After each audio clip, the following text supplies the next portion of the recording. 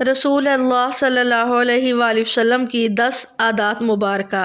آنکھوں کا مساج، کھانا کھانے کے بعد پانی نہ پینا، کھانے کے بعد کچھ دیر بیٹھے رہنا، جسم کا پورا نظام 11 سسٹم پر۔ آج میڈیکل سائنس بتاتی ہے، آج علم و تحقیق سے جو باتیں سامنے۔ رسول اللہ صلی اللہ علیہ وسلم کی 10 عادات مبارکہ کہ آپ صلی اللہ علیہ وسلم پوری حیات طیبہ بیمار نہ ہوئے۔ السلام علیکم ویورز، اس ویڈیو کو آخر تک ضرور دیکھیں۔ نمبر 1، صبح جلدی اٹھنا۔ رسول اللہ صلی اللہ علیہ وسلم صبح بہت جلدی اٹھ جایا کرتے تھے، بلکہ کوئی ایسی روایت نہیں ملتی کہ آپ صلی اللہ علیہ وسلم کی تہجد بھی کبھی قضا ہوئی ہو۔ سورج نکلنے سے کچھ وقت قبل اور 1 گھنٹہ بعد تک کا وقت آکسیجن سے بھرپور وقت ہوتا ہے۔ آج سائنسی تحقیق کی بنیاد پر بھی صحت کے اعتبار سے 24 گھنٹوں میں یہ بہترین وقت ہوتا ہے کہ جس میں آپ کو زیادہ سے زیادہ آکسیجن دینے کا موقع ملتا ہے، جو کہ آپ کی صحت مند زندگی کے لیے بہترین مفید عمل ہے۔ نمبر 2، آنکھوں کا مساج۔ صبح نیند سے اٹھنے کے بعد رسول اللہ صلی اللہ علیہ وسلم آنکھوں کا مساج فرمایا کرتے تھے۔ پورے جسم کا پورا نظام 11 سسٹم پر مشتمل ہوتا ہے۔ نیند سے اٹھنے کے بعد یہ سسٹم بحال ہونے میں 11 سے 12 منٹ لیتا ہے۔ اگر آپ آنکھوں کا مساج کرتے ہیں تو یہ سسٹم 10 سے 15 سیکنڈ میں خود بحال ہو جاتا ہے۔ نمبر 3، بستر پر کچھ دیر بیٹھے رہنا۔ رسول اللہ صلی اللہ علیہ وسلم بستر سے اٹھ کر کچھ دیر بیٹھے رہتے تھے اور معمول تھا کہ 3 دفعہ سورہ اخلاص پڑھتے تھے کہ جس کو پڑھنے کا تقریباً 1 منٹ صرف ہوتا ہے۔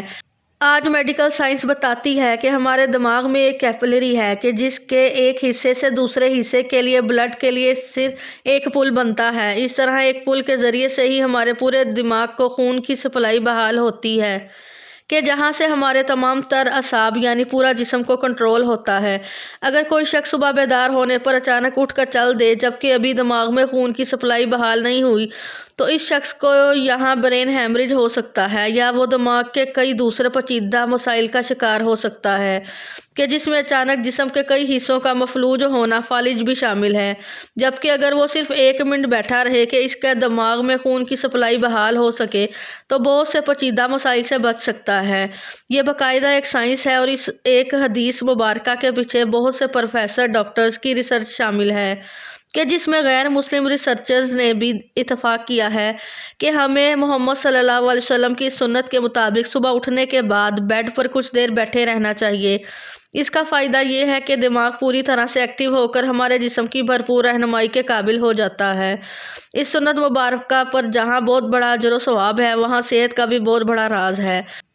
نمبر 4، کیلولا کرنا۔ آپ صلی اللہ علیہ وسلم کی عادت مبارکہ تھی کہ آپ دوپہر کے کھانے کے بعد 1 گھڑی کے لیے 20 سے 25 منٹ آپ صلی اللہ علیہ وسلم لیٹ جایا کرتے تھے۔ اس کا فائدہ یہ ہے کہ تقریباً 68% افراد میں جب وہ لنچ کرتے ہیں تو ان کا معدہ تھوڑی مقدار میں الکوہل پیدا کرتا ہے۔ ایسے میں اگر انسان چل پھر رہا ہو تو وہ چکرا کر گر سکتا ہے یا اس پر خمار کی سی کیفیت ہو سکتی ہے۔ یہی سبب ہے کہ آپ ہمیشہ دوپہر کے کھانے کے بعد اپنے آپ کو تھوڑا سا بوجھل محسوس کرتے ہیں۔ اگر ہم کچھ دیر لیٹ جائیں تو الکوہل سے پیدا ہونے والے خمار کا ذہن پر زیادہ دباؤ نہیں آئے گا اور وہ جسم کے فنگس کے لیے زیادہ فعال رہے گا اور ہم کسی بھی طرح کے حادثے سے بچ سکیں گے۔ اس کے علاوہ بھی اس سنت مبارکہ پر عمل نہ کرنے کی صورت میں بہت سے صحت کا مسائل کا خدشات رہتا ہے۔ چونکہ یہ بات آج تحقیق سے ثابت شدہ ہے، اس لیے دنیا بھر کے ممالک میں بیشتر 1 سے 2 یا 3 بجے تک کا دوپہر کا وقفہ کیا جاتا ہے تاکہ لوگ لنچ کے بعد کچھ کیلولا کر سکیں۔ آج پورا یورپ رسول اللہ صلی اللہ علیہ وسلم کی سنت کو عملاً اپنائے ہوئے ہیں اور پورے یورپ میں دوپہر 1 سے 3 بجے تک کا وقفہ ہوتا ہے۔ انہوں نے سنت رسول اللہ صلی اللہ علیہ وسلم پر ریسرچ کی، اپنایا اور ہم سے کہیں بہتر صحت کا معیار رکھتے ہیں۔ نمبر 5، کھانے سے پہلے پھل نوش فرمانا۔ رسول اللہ صلی اللہ علیہ وسلم ہمیشہ کھانا کھانے سے پہلے فروٹ نوش فرمایا کرتے تھے۔ آپ صلی اللہ علیہ وسلم کی عادت مبارکہ تھی کہ آپ کھانے کے بعد پھل نوش نہ فرماتے تھے۔ مختلف پھلوں میں 99% تک پانی کی مقدار ہوتی ہے۔ آپ صلی اللہ علیہ وسلم نے چونکہ کھانا کھانے کے بعد پانی پینے سے منع فرمایا ہے جبکہ کھانے سے قبل پانی پینے کی ترغیب دلائی ہے، اس لیے مختلف پھل بھی چونکہ پانی کی بہت زیادہ مقدار رکھتے ہیں اس لیے ان کو کھانے سے پہلے کھانے سے جسم اور خاص طور پر معدہ اور آنتوں کو توانائی ملتی ہے۔ کیونکہ کھانے کو ہضم کرنے میں معدہ اور آنتوں کا بہت اہم کردار ہوتا ہے، اور یہ عمل ان کی کارکردگی بڑھانے میں ان کے لیے مددگار ثابت ہوتا ہے، اور یہ بات بھی سائنسی مشاہدات سے ثابت شدہ ہے۔ فروٹ موجود غذائیت سے خالی معدے کو زیادہ فائدہ ہوتا ہے۔ نمبر 6، غذا کے بعد پانی نہ پینا۔ رسول اللہ صلی اللہ علیہ وسلم کبھی بھی کھانے کے بعد پانی نہ پیتے۔ آج علم و تحقیق سے جو باتیں سامنے آئی ہیں، ان سے پتہ چلتا ہے کہ اس سنت مبارکہ پر عمل نہ کرنے کے کس قدر نقصانات ہیں کہ گمان بھی نہیں کیا جا سکتا۔ جب ہم کھانے کے بعد پانی پیتے ہیں تو کھانے میں جس قدر بھی فیٹس ہوتے ہیں وہ کھانے سے نکل کر معدے کے اوپر والے حصے کی طرف آ جاتے ہیں۔ باقی کھانا ہاضمے کے دوسرے مرحلے کے لیے چھوٹی آنت میں چلا جاتا ہے، اور اس طرح معدے میں رہ جانے والا فیٹ اور پروٹین معدے کے اندر انتہائی نقصان دہ وجوہات پیدا کرتے ہیں، جبکہ ان سب کو کھانے کے ساتھ مکس ہو کر نظام کے اگلے مرحلے میں جانا تھا۔ ہم نے پانی پی لیا یا پھل کھا لیا تو یہ ہماری صحت کی بربادی کے لیے معدے ہی میں رہ گئے۔ ایک حدیث رسول اللہ صلی اللہ علیہ وسلم کا مفہوم ہے کہ اگر کھانا کھا لینے کے بعد پانی کی حاجت ہو تو محض چند ایک گھونٹ لے لو اور اس کے بعد روٹی کا ایک لقمہ کھا لو۔ جاپانی تحقیق ہے کہ کھانے کے بعد پانی پینے سے جو فیٹ اوپر آ رہے تھے اور آپ نے جو بعد میں لقمہ کھا لیا تو فیٹس کے اوپر آنے کا راستہ نہ صرف وہیں رک جاتا ہے بلکہ وہ دوبارہ غذا کا حصہ بن جاتے ہیں۔ اس لیے کھانا کھانے کے بعد پانی ہرگز نہیں پینا چاہیے، جو کہ پیٹ میں نہ صرف گیسی تیزابیت بدہضمی کا باعث بنتے ہیں بلکہ بہت سے دل کے امراض کا تعلق بھی اسی سنت مبارکہ پر عمل نہ کرنے کے سبب سے ہے۔ نمبر 7، وضو میں ہم دن میں 5 فرض نمازوں کے لیے کم از کم 5 بار وضو کرتے ہیں، کیونکہ وضو کے بغیر نماز نہیں ہوتی، اور ناک، منہ، ہاتھ، بازو، سر اور پاؤں دھوئے بغیر وضو نہیں ہوتا، یعنی دن میں 5 بار ہم جسم کے ان تمام اعضاء کو دھوتے ہیں۔ وضو میں ہم جسم کے تمام ظاہری اعضاء دھوتے ہیں جن پر مٹی اور کاربن لگ جاتی ہے۔ آج سائنسی مشاہدات یہ بات ثابت کرتے ہیں جسم کے جن اعضاء پر مٹی یا کاربن لگ جاتی ہے تو ان کو صاف نہ کیا جائے تو وہ جسم کے اس حصے پر زیادہ دیر لگے رہیں تو ان اعضاء اور دعا کا کنیکشن کمزور ہو جاتا ہے، یعنی جسم کا اعصابی نظام کمزور ہو جاتا ہے۔ چنانچہ وہ مسلسل دماغ کو یہ پیغام بھیج رہے ہوتے ہیں کہ جسم پر کوئی چیز آ گئی ہے اور اس کی صفائی کا اہتمام کیا جائے۔ اگر ایک شخص صبح منہ دھوتا ہے اور اس کے بعد شام کو آ کر منہ دھوتا ہے تو اس کے اعضاء اور دماغ کا تعلق کمزور پڑ جاتا ہے کہ جس کے بعد وہ بہت سی اعصابی مسائل کا شکار ہو سکتا ہے۔ اسلام کم از کم دن میں 5 بار آپ کے اعصاب کی صفائی کا بندوبست کرتا ہے، اور جمعہ کے روز ناخن، زیر ناف بال اور بغلوں کے غیر ضروری بال کاٹنے سمیت تمام مکمل صفائی کا اہتمام کرتا ہے۔ رسول اللہ صلی اللہ علیہ وسلم نے نہ صرف ایسا کرنے کا حکم فرمایا ہے بلکہ یہ سب آپ صلی اللہ علیہ وسلم کی سنت مبارکہ کا حصہ بھی ہے۔ نمبر 8، جلد سونا۔ رسول اللہ صلی اللہ علیہ وسلم کی ایک اور عادت مبارکہ یہ بھی تھی کہ آپ صلی اللہ علیہ وسلم رات جلدی سو جایا کرتے تھے۔ عموماً آپ صلی اللہ علیہ وآلہ وسلم نماز عشاء کے فوراً بعد سو جاتے تھے، یعنی رات جلد سونا اور صبح جلد اٹھنا آپ صلی اللہ علیہ وسلم کے معمولات میں شامل تھا۔ ہماری بائیولوجیکل واچ جو کہ ہمارے پورے جسم کے نظام کو منظم کرتی ہے، جب یہ باہر اندھیرا دیکھتی ہے تو یہ آپ کے جسم کو سونے کا سگنل دے دیتی ہے، جسم کو تیاری کے لیے 1.5 سے 2 گھنٹے کا ٹائم دیتی ہے کہ اس وقت تک آپ کو لازمی سونا ہے۔ نوٹ کیجئے کہ نماز مغرب اور نماز عشاء میں بھی تقریباً اتنا ہی دورانیہ ہوتا ہے۔ اس کا فائدہ یہ ہوتا ہے کہ آپ کے جسم کے اندر بائیولوجیکل واچ کے تحت ایک ڈاکٹر جاگ جاتا ہے جو آپ کے جسم کی مینٹیننس کرتا ہے۔ اگر کہیں زخم آ گیا ہے اور اس کو ریپیئر کرے گا، اگر جگر یا کسی اور اعضاء میں کچھ مشکل ہے تو اس پر کام کرے گا، بلکہ سونے کے بعد سب سے پہلے جگر پر ہی کام ہوتا ہے۔ اور جو جگر کے مریض ہیں ان کے لیے یہ رائے بھی ہے کہ جہاں وہ اپنا علاج کر رہے ہیں وہ اپنی جگہ لیکن اپنی نیند کی نظام کو بہتر کر کے اپنے جسم کے ڈاکٹر کا علاج کا موقع دیں اور پھر اس کے ثمرات دیکھیں۔ رات 10 بجے سے 12 بجے تک جگر اور اس کے ارد گرد کے اعضاء کی مینٹیننس ہوتی ہے، اور اس کے بعد درجہ بدرجہ پورے جسم کی مینٹیننس ہوتی ہے، اور یہ عمل روزانہ کی بنیاد پر ہوتا ہے۔ اللہ رب العزت نے آپ کے جسم میں ایک آٹومیٹک نظام رکھا ہے، اور یہ نظام تب کام کرتا ہے کہ جب آپ جلدی سونے کی عادت اپناتے ہیں۔